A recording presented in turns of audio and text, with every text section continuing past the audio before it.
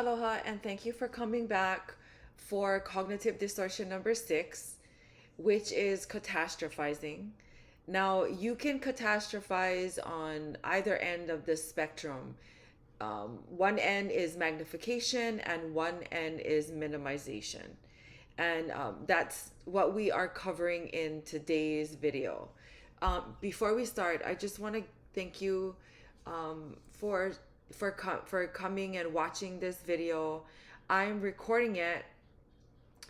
Of course, I'm staring into the computer and pretending, I guess, to talk to someone. So you're hopefully you are here at some point in the future after I've posted the video, and you are finding it useful and you are sharing it with people because you see the value in just us being able to see the distortions that we all have, and that we can succumb to, so that we are more aware of when we are having distorted thoughts, and then we can fix them. Ultimately, it's the goal is to help ourselves and the people that we love live our best lives. And I guess I'm making this video, and before I made it, I was thinking, oh, I don't know if I should make it because I'm just really not feeling it right now. And it's really funny because I'm catastrophizing right now, and it's just funny that the next video in the list that I'm making, that I have to make, is catastrophizing. And I just feel like I'm very blessed, and I thank God that I can recognize it. Although I can't always stop it, at the onset, I can recognize that I'm catastrophizing. And what I was doing is magnifying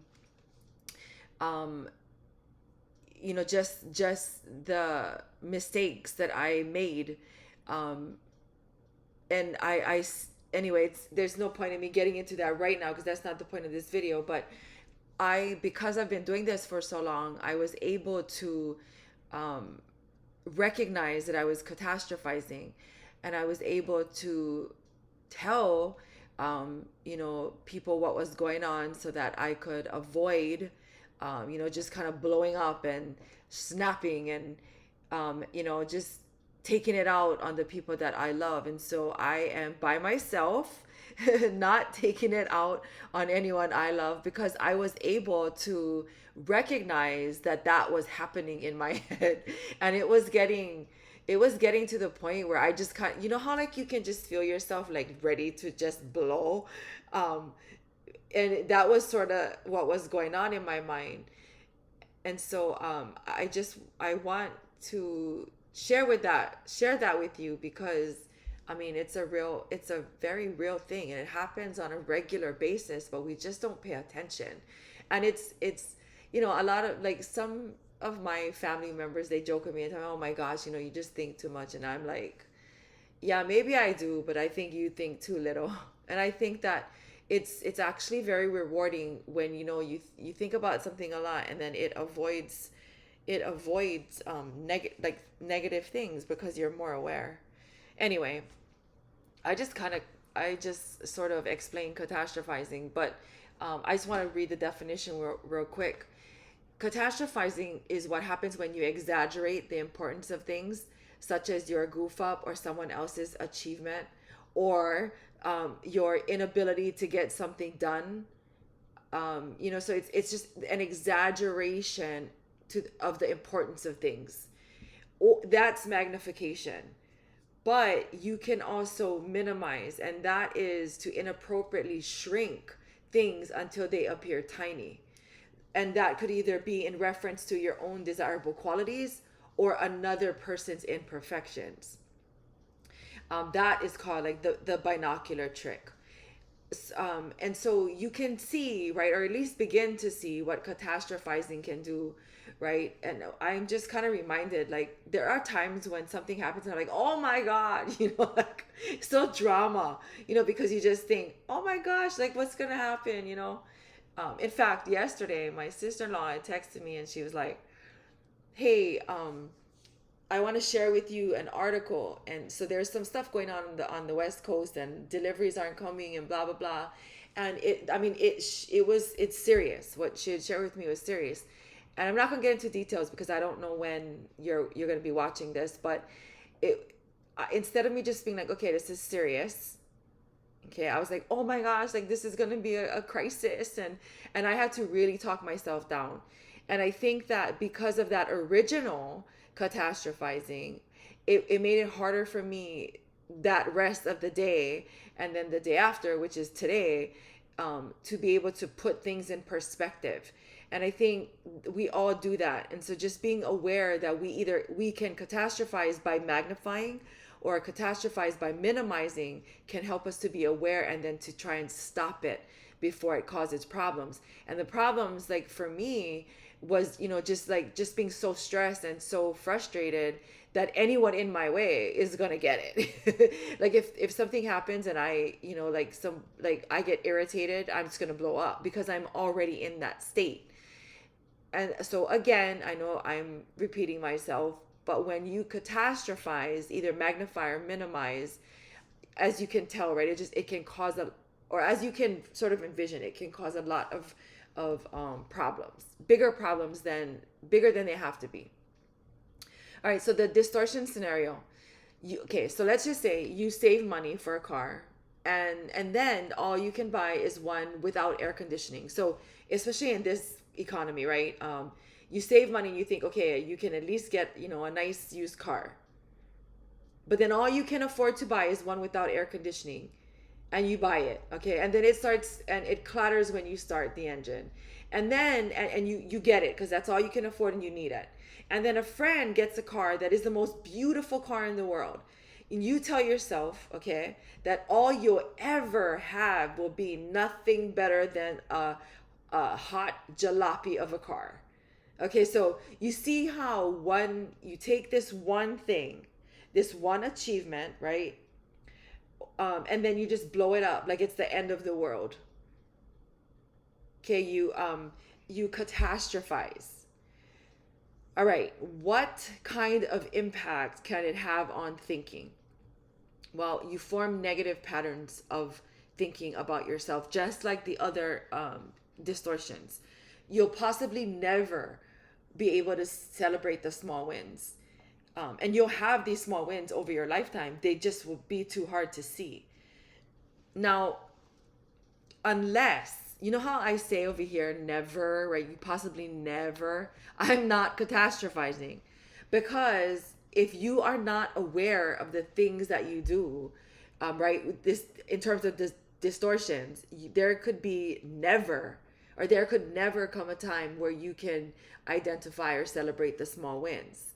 It's just too hard. It'll be too hard for you to see. And you don't want to get you don't want to get, or anyone that you love to be in that situation. So you have to be aware of the cognitive distortions you have in your that you engage in now. And then impact on the self, right? They're just like the other distortions. You begin to develop patterns where it's just difficult to see anything positive in yourself. I know. How do you fix it? How do you fix it? You tell yourself that every person's journey is unique. So when you go back right to this distortion scenario, so what? Your friend got the most beautiful car in the world, and you got like this hot jalopy without AC clatters, right? Everyone's journey is unique, and from that experience you're going to build strength. You're going to learn. Maybe you haven't learned the value of $1, and you haven't saved the way that you should have, or perhaps you're not working in a job that you really like, a really good job that you could earn, because you don't think that you can, that you should deserve a job that pays you good money, or is a job that you love, right? There's just so many different things that you could learn from having this negative experience. And so you have to learn to tell yourself that every person's journey is unique.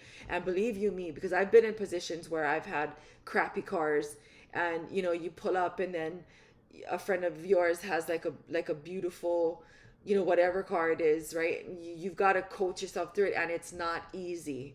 But that's the choice you make. You're gonna either coach yourself through it, or you're gonna allow yourself to form negative patterns and allow yourself never to see the goodness. So you choose. All right, tell yourself that every obstacle makes you stronger, and that this obstacle or every obstacle can make you work harder to appreciate the small wins. Now, I can tell you 1,000 times about how, you know, just, or I can give you 1,000 different times where this has happened to me over the course of the past few years. Okay, where I've had to overcome an obstacle, and I've had to tell myself, okay, this is going to make you stronger. If it doesn't kill you, it'll make you stronger. And the harder that you work, right, at it, the easier it becomes. And eventually that struggle it's behind you. You know, you're looking in front of you, and the struggle is no longer there. You turn around, and yep, there it is. It's behind. And so imagine if you had no obstacles, right? You never look behind and be like, oh my gosh, this is where I've come. You'll never have that experience of pride, humble pride and joy that you've overcome that struggle. All right, for our activity, think of a mistake that you made recently.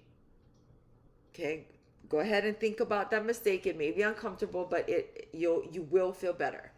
Okay, now ask yourself about that mistake. Okay, about the mistake. Did you beat yourself up for it? Yes or no? If you did, okay, why did you beat yourself up? If you didn't, great. Okay, what can you take from that experience to help you the next time? Okay, so again, think of a mistake you made. And you know what? For this video, why don't you think of a mistake that you made recently that you did beat yourself up for? Okay, so that you can fully take advantage of this activity. Again, think of a mistake that you recently made that you did beat yourself up for. Okay, why did you do it?